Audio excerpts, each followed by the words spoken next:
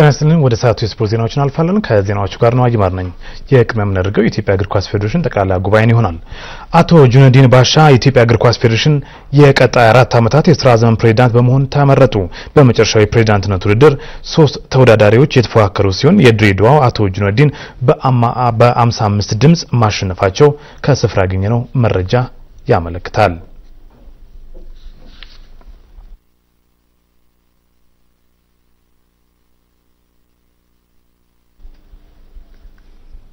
ተመልካቾቻችን አጠቃላይ የዜናውን ዝርዝር በምሽቱ የዜና ወጃችን እንደምናቀርብ ኮሪን መግለጽ ነው። ወደ ሌሎች ዜናዎቻችን አልፋለን። ዋሊያዎቹ ንስሮቹን በአዲስ አበባ ስታዲየም ለማስተናገድ 3 ቀናት ቀርቷቸዋል። አሰልጣኝ ሰውነት ቢሻው በታሪካዊ ጨዋታ ከአራቱ በረኞች ጥሩ ሆኖ የተገኘው በረኛ በሁሉ ጨዋታ የመሰለፍ እድል አለው ብለዋል። አሸናፊ ዘለሌ ተጨማሪ ዘገባ አለ።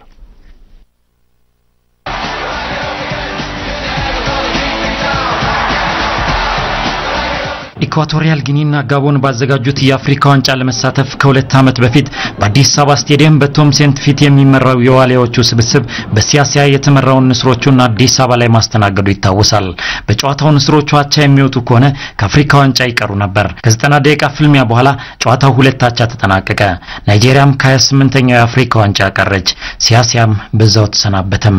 ናይጄሪያውያን ባይነቁራኛ የሚከታተሉት የዋሊያዎቹ አጥቂ ሳላዲን ሰይድ ከንስሮቹ ባደረጋቸው 2 ጨዋታዎች 2 ግቦችን ከመረብ አገናኝቷል። በግብ ጠባቂነት ቦታ ላይ ጀማል ጣሰውና ሲሳይ ባንጫን ጨምሮ 4 በረኞች በዋሊያዎቹ ስብስብ ውስጥ ይገኛሉ። በሁሉ ጨዋታ ማን ቅድሚያ ይሰጠዋል ስንል አሰልጣኝ ሰውነት ቢሻውንና የበረኞች አሰልጣኝ ቅጣውን ጠይቀናል። ጤነኛ ሆኖ የተገኘው እና ስራ ትሬኒንጉን አሟልቶ የተገኘው ከአራቱ አንዱ ይሰለፋል። 4 በረኞች አሉን። ከአራቱ በኢንተርናሽናል ሌቭል ደረጃ ያሉት ጀማልና ሲሳይ ናቸው። ከሁለት አንዱ ነው የሚሰለፈው። አሁን ያለም መገናኛ ብዙሃን ካይሮ ላይ ዕጣ ሲወጣ ኮትዲቯር ከሴኔጋል፣ ጋና ከግብጽ ጨዋታ በታላቅነቱ ግምት አግኝቶ ነበር። ይሁንና ከሱፐር ስፖርት እስከ ቢቢሲ ከአልጀዚራ እስከ ሆል አፍሪካን.com እና ጎል ስፖርት በስፋት እየተዘገበ የሚገኘው የዋሊያዎቹና የአረንጓዴ ንስሮቹ ፍልሚያ ሆኗል። ከደቡብ አፍሪካው የ2-0 ሽንፈት ብሔራዊ ቡድኑ ትምህርት አግኝቷል ማለት ይቻላል። አሰልጣኝ ሰውነት ቢሻው መልሳላቸው። በእግር ኳስ የተለያዩ አዳዲስ ክስተቶች ናቸው የሚከሰቱ በየጊዜው እና እነዛ ስህተት ላለመስራት ራስ ከማዘጋጀት ውጪ ምን አይነት ስህተት ተጫዋቾች ይሰራሉ፣ ምን አይነት አይሰሩም፣ ይሄን የምናውቀው ነገር የለም። ሜዳ ውስጥ የሚከሰቱ የሚመጡ ነገሮች ናቸው እነዛ ነገሮች ስህተቶችን እንዲህ 1-2-3 ተብሎ በቁጥር የተጻፉ አይደሉም። ስህተቶች ምን አይነት እንደሆኑ ማናቃቸው ሜዳ ላይ ሲከሰቱ ነው የምናያቸው። ስለዚህ እነዛ ሲከሰቱ ብቻ ከነዛ እየተማርንባቸው ማለፍ ነው የኛ ነገርና አሰልጣኝ ስቴቨን ኬሺ በአሰልጣኝ ሲያሲያ ላይ የደረሰው ዕጣ እንዳይደርሳቸው ለዋሊያዎቹ ከተጫዋቾቹ በተለየ ግምት ሰጥቷል። አሰልጣኝ ሰውነት ቢሻው የቻልነውን ሁሉ አድርገን እንወጣለን፣ የህዝቡ ድጋፍ እንደማይለየንም እርግጠኞች ነን ብለዋል። ደጋፊው እኮ ደስታ ስለሚፈልግ ነው፣ ሌላ ነገር አይደለም። ማሸነፍን ይፈልጋል፣ ደስታን ይፈልጋልና የኢትዮጵያ ህዝብ ደግሞ ውጤት ይፈልጋል። በቃ የበላይነት መሸነፍን አይፈልግም። ስለዚህ እስከዛሬ ድረስ የሚሰጠን የደገፈን ሁሉ እጅግ በጣም ከምንጠብቀው በላይ ነው። አሁንም ያንን ድጋፉን አጠናክሮ ይቀጥላል ብዬ ነው ማስበው። እሁድ ዋሊያዎቹን ለማበረታታት በከተማው የዋሊያዎቹ መለያ ሽያጭ ተጧጥፏል። ያለም መገናኛ ብዙሃን ከሀገር ውስጥ እስከ ውጭ ትኩረታቸውን አዲስ አበባ ስታዲየም ላይ ያደርጋሉ። እሁድ 10 ሰዓት ዋሊያዎቹ ከንስሮቹ ታላቁ ፍልሚያ ሆኖ ተጠብቋል።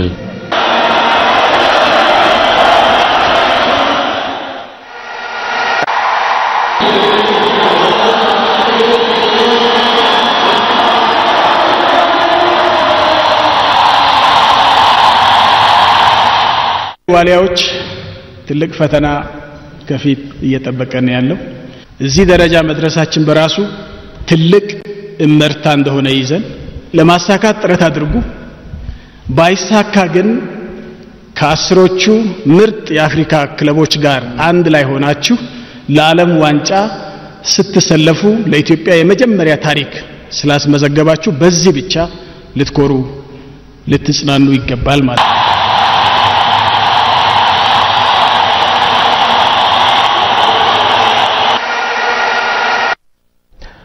በደቡብ ዋንጫ ሲዳማ ቡናና አስተናጋጁ አርባ ምንጭ ከነማ ለዋንጫ ማለፋቸውን አረጋገጡ። ትናንት ሲዳማ ቡና ሐዋሳ ከነማ በመለያ ምት 5-4 ማሸነፍ ችሏል። በመደበኛው የጨዋታ ክፍለ ጊዜ ያለምንም ጎል በመለያየታቸው ወደ መለያ ምት መሄድም ግድ ብሏቸዋል።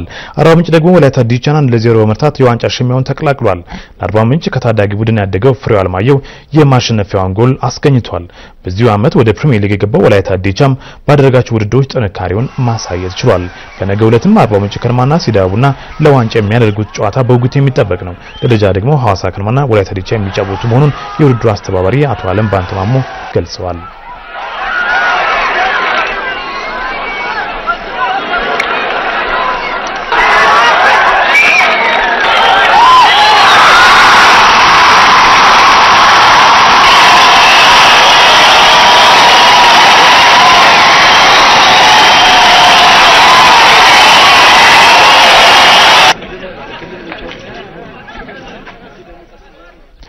የሐዋሳ ከተማ ጤና ስፖርት ማህበር ፌዴሬሽን ያዘጋጀው የጤና ስፖርት ውድድር ተጠናቀቀ። የውድድሩ ተሳታፊዎች በጤናና ማህበራዊ ግንኙነት ላይ ውድድሩ የሚሰጠውን ጠቀሜታ ገልጸዋል። ሰላማዊት ደጀን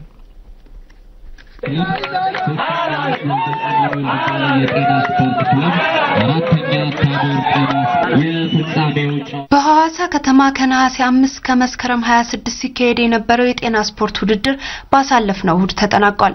የእግር ኳስ ውድድሩ በሁለት የዕድሜ ጎራና በ13 ቡድኖች ተከፋፍሎ ሲካሄድ ቆይቷል። ስለ ውድድሩ ዓላማና አጠቃላይ ሁኔታ የሐዋሳ የጤና ስፖርት ማህበራት ፌዴሬሽን ፕሬዝዳንት አቶ ተስፋለው ኡልጌታቸው የሚሉት አለ። ዓላማ ብለን የተነሳነው በሐዋሳ ከተማ ልዩ ልዩ የጤና ስፖርት ማህበራትን ማደራጀትና ስፖርት ለጤንነት የሚለው መርህ በመከተል ነው። በዚህም ውስጥ እንግዲህ የተለያዩ በተለያየ ጾታና እድሜ የሚተከፈሉ ለማና ለመድኃኒት የሚወጡ ወጪዎችን በመቀነስና ሌሎችን የህብረተሰባችንን ክፍል ከእንደዚህ አይነት ነገር ከችግሮች ለመታደግ ብለን ይሄንን ማህበር ያቋቋም ነው።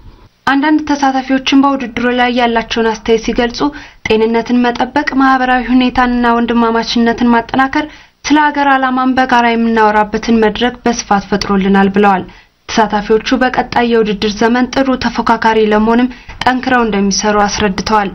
በዘንድሮው ውድድር ከ3 የ40 ዓመት በላይ እድሜ ያላቸው ቡድኖች አሸናፊው የሀገር የጤና ስፖርት ማህበር ሲሆን 10 ቡድኖች ካሳተፈው ከ30 እስከ 40 ዓመት እድሜ ያላቸው ተሳታፊዎች በኤስኦኤስ የጤና ማህበር አሸናፊነት ተጠናቋል።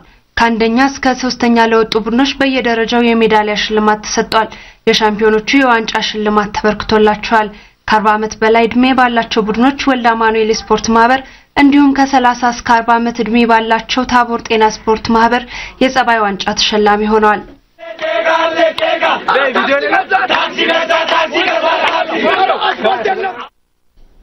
የናይጄሪያ ብሔራዊ ቡድን ተጫዋቾች ከኢትዮጵያ ብሔራዊ ቡድን ጋር ለሚያካሂዱ ጨዋታ መዘጋጀታቸው ተገለጸ። ዋሊያዎቹ በደጋፊዎቻቸው ፊት ፈተና እንደሚሆኑባቸው አሰልጣኞችና ተጫዋቾቹ ተናግረዋል። ደረሰ ያለው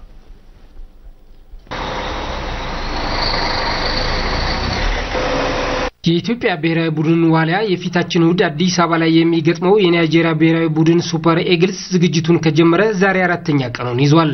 ናይጄሪያውያን በአቡጃ ከተማ እየተዘጋጁ ሲሆን ቡድናቸው በአዲስ አበባ ላይ ከኢትዮጵያ ብሔራዊ ቡድን ጠንካራ ፈተና እንደሚገጥማቸው አሰልጣኝ ስቴፈን ኬሽ ተናግረዋል።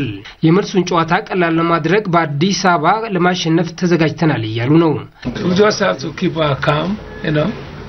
No matter how they're going to provoke us, you have to concentrate. በኢትዮጵያ ደጋፊዎች ፊት መጫወት ከባድ ቢሆንም ለዚህ ትኩረት ሳንሰጥ ሙሉ ትኩረታችንን በጨዋታው ብቻ እናደርጋለን። አሰልጣኝ ኬሺ ለሬውተርስ እንደተናገሩት ደቡብ አፍሪካ በተካሄደው የአፍሪካ ዋንጫ ናይጄሪያ ኢትዮጵያን 2-0 ማሸነፋቸውን ጠቁመው ይህን ግን ለመድገም ጠንካራ ትግል እንደሚጠይቅ ስቴፈን ኬሺ ተናግረዋል። በፖርቱጋል በመጫወት ላይ ያለው ጆን ኦጉም we know they're playing in front of their fans, but we're prepared. ዋሊያዎች በደጋፊዎች ፊት ፈታኝ ይሆናሉ። ቢሆንም ይህን ተቋቁመን አሸናፊ ለመሆን ተዘጋጅተናል። ወደ ብራዚል በመሄድም 5ኛውን የዓለም ዋንጫ ተሳትፏችን እናሳካለን ሲል ገልጿል። ሱፐር ኤግልስ ነገ አዲስ አበባ ይገባሉ ተብሎ ይጠበቃል። 200 የናይጄሪያ ደጋፊዎችም ቡድናቸውን ለማበረታታት በአዲስ አበባ ስታዲየም ይገኛሉ ተብሏል። ዋሊያዎቹ ደግሞ ናይጄሪያውያንን በመርታት የመጀመሪያ የዓለም ዋንጫ ተሳትፏቸውን ለማሳካት እየተዘጋጁ መሆኑ ተገልጿል። የደርሶ መልስ ጨዋታው በናይጄሪያ ካላባር ከተማ በዩጄዩዜን ስታዲየም ከአንድ ወር በኋላ ይካሄዳል። በዚሁ የዓለም ዋንጫ ማጣሪያ የአፍሪካ ሀገራት ማለት ነው የግብጽና የጋና ጨዋታ የሚጠበቅ ነው። ግብጽ ለዚሁ ጨዋታ ዝግጅቷን እያደረገች ነው ተገልጿል። ምስራቅ ጌታቸው ዝርዝሩን አዘጋጅተዋለች። የግብጽ ብሔራዊ ቡድን ከጋና ጋር ለሚያደርገው የዓለም ዋንጫ ማጣሪያ የመጀመሪያ ጨዋታውን ጥቅምት 5 ያካሂዳል።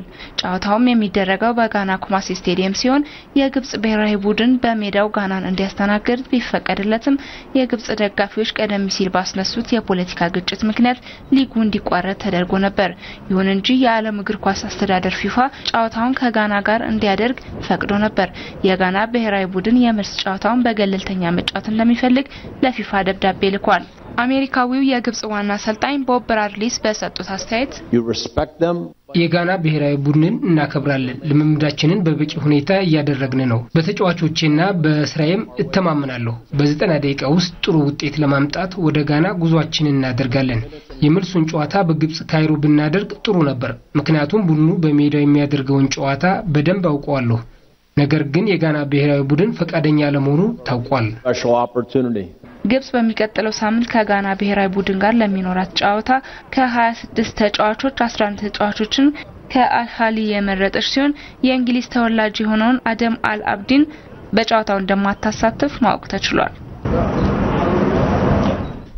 በሻንጋይ ለአራተኛ ጊዜ የተዘጋጀው ሚሊያትን ሻምፒዮና በወንዶቹ ራፋኤል ናዳልና ኖቫክ ጆኮቪች ወደ ሶስተኛ ዙር ማለፋቸውን አረጋገጡ። የዓለም ቁጥር 1 ደረጃን ከ2 ዓመት በኋላ የተረከበው ስፔናዊ ራፋኤል ናዳል የዩክሬኑን አሌክሳንድሮ ዶልጎፖልቫን 6-3 6-2 በድምሩ 2-0 ረቷል።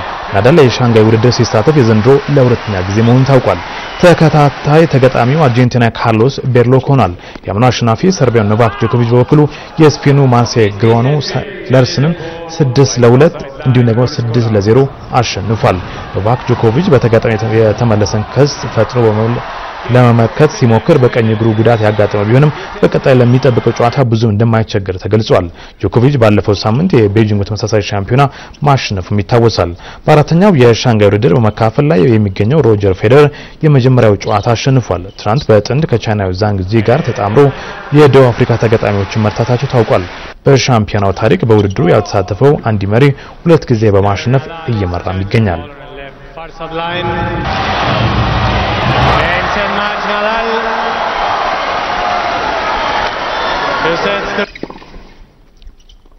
ተመልካቾቻችን ሶስተኛ ቀኑን ያዘው የኢትዮጵያ እግር ኳስ ፌዴሬሽን ጠቅላላ ጉባኤ ዛሬ እንግዲህ ፍጻሜን ያገኛል።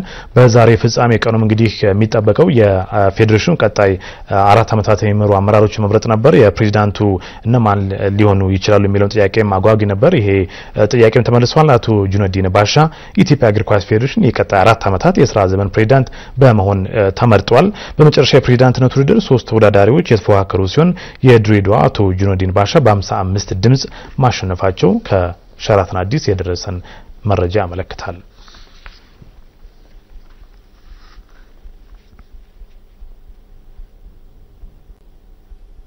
ተመልካቾቻችን ለሰዓቱ የነበረው ስፖርት ዜናችን እዚህ ነበሩ። መልካም ቀን።